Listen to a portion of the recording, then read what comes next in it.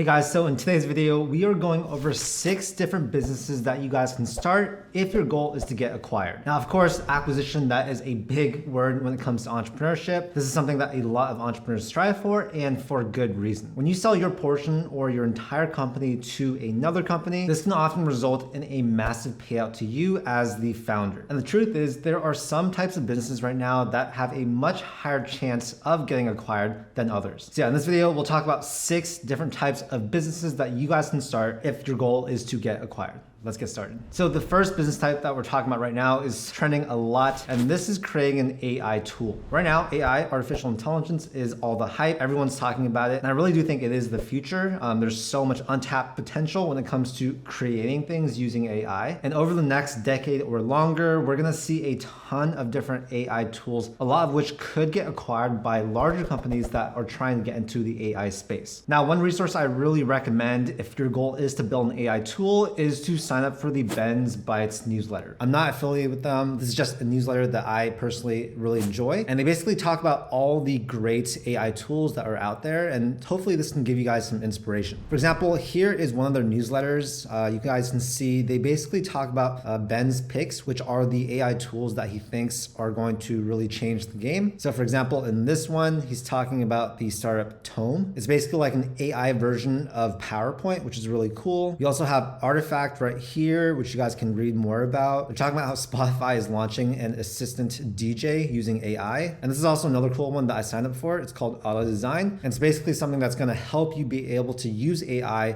to create mockups for your apps or websites. If you stay on top of AI tools using a newsletter like this, then you're going to be really in the know when it comes to what is trending, what's working, as well as finding opportunities to create your own tools. In my own newsletter, Hustle Club, we also talk about AI. And if you guys want to join that, it's a completely free newsletter, and we'll put the link down below. Overall, so much potential in the space. I'm not going to go into too much detail on what exact AI tools you guys can create. But yeah, if your goal is to get acquired, this is going to be a very, very good type of business to start. All right, next up are going to be content creator tools. Now, the reason why I'm so bullish about content creation tools is because the content creation economy is basically going to continue growing for the next decade or more at a really fast pace. Everyone's getting into content these days. I think the shift from, these big content spaces to more smaller people like me creating content, that's going to be a big push for the next decade or longer. And that's why content creation tools can be such a big type of business to start. There are a lot of big content businesses out there that are looking to acquire smaller businesses. So yeah, that's why this is perfect. For example, if you guys take a look at Vibely, this is a community platform that my friend actually started. This was recently acquired by Kajabi, and it just goes to show that there are big companies out there looking to acquire these content creation tools, anything that will pretty much help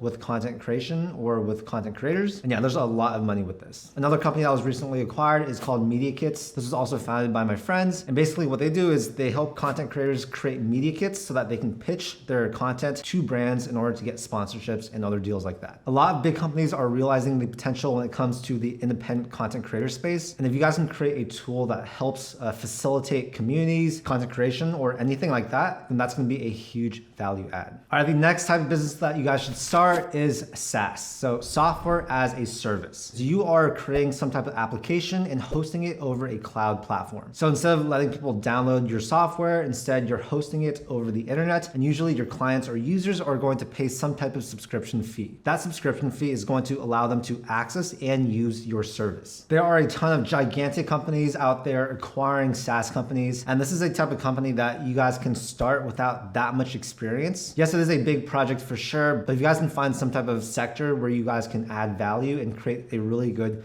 SaaS platform, then eventually an acquisition is definitely in the cards. For example, let's look at some of the biggest SaaS acquisitions of 2021. You guys can see Square acquired Afterpay for $29 billion. Afterpay was basically some type of company that facilitated being able to buy something and then pay for it later. Microsoft acquired Nuance Communication for almost $20 billion. You can see Intuit acquired MailChimp for $12 billion. MailChimp is basically a SaaS platform that I use, and it allows you to do a lot of email marketing. And yeah, really the list goes on. You guys can see these have been some gigantic acquisitions. And even if you don't build a company quite this size, there are billions of dollars of money in this space. And so many companies out there are looking to acquire SaaS platforms because they really like this type of business model. So the next business that we're talking about shares some similarities with the previous SaaS tools that we talked about, but there are also some big differences. And this is going to be a subscription-based product. So the similarity scenario is you're on a monthly subscription, but instead of a SaaS tool, you're actually doing a physical product. Now, a type of business like this is usually going to be purchased by some type of investor, not necessarily a really big company. And the main reason is because this monthly subscription model generates a very predictable cash flow, and investors really like that. So basically what you guys can do is build up some type of subscription monthly product, build it to, let's say, a monthly recurring revenue of, let's say, $100,000. That means your annual recurring revenue is about $1.2 million, and you'll be able to sell this for some type of multiplier applied to that amount. I'm not sure what the exact multiplier amounts are right now. This is always changing based on the economy. But if you're able to get, let's say, 4 to 7x, then that means you have a business that you can sell for potentially $5 to $8, $9 million.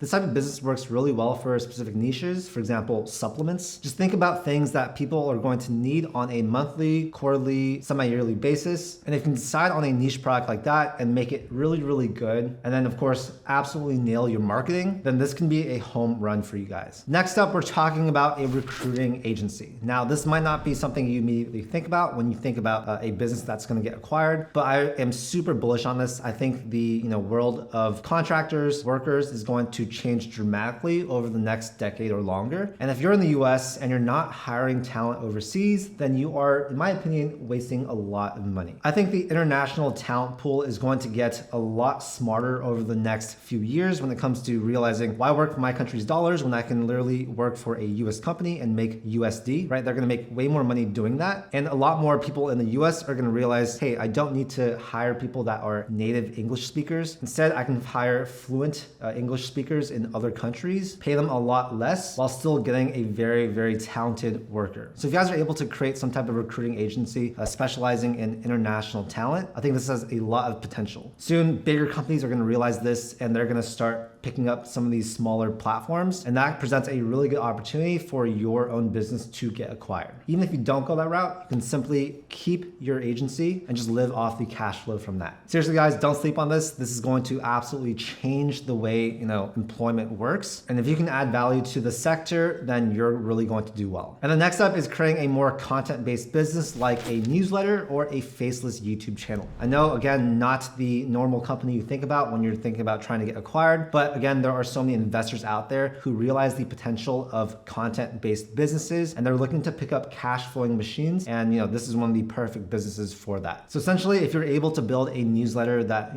offers a lot of value to its readers, and you build a good 50,000, 100,000 plus person newsletter, then you can start selling ad placements on that newsletter. And depending on how many newsletters you send out per week, this can actually result in a lot of money. By money, I mean immediate cash flow and high profit margins. The same thing with a faceless YouTube channel, right? This is a little bit harder to start since there are more variables. You'll need to have scriptwriter, editor, voiceover, all those things. But with a lot of AI tools these days, that actually is a lot simpler than before. So yeah, definitely very great type of business if you want to automate things. Like I said earlier, with these types of businesses, they generate a lot of cash flow at high profit margins. And so investors are looking to pick up these types of businesses at some specific multiple. If, let's say, your newsletter or Facebook channel does $1 million in profit per year, you'll easily be able to sell that business to some type of investor or media company, and they'll likely pay you a good multiple on that. This is also a business that pretty much anyone can start. You don't need to build a huge tool like some of the other things we talked about. And yeah, that's why I'm really excited about this business idea as well. Anyways, I hope you guys got some inspiration from this video. I know we didn't dive super deep into each of these businesses, but if any of these make sense to you and you want to start pursuing it, then I recommend go out and do a lot more research, figure out the ways you guys can actually build these businesses. And yeah, if an acquisition is in your books in the future, that is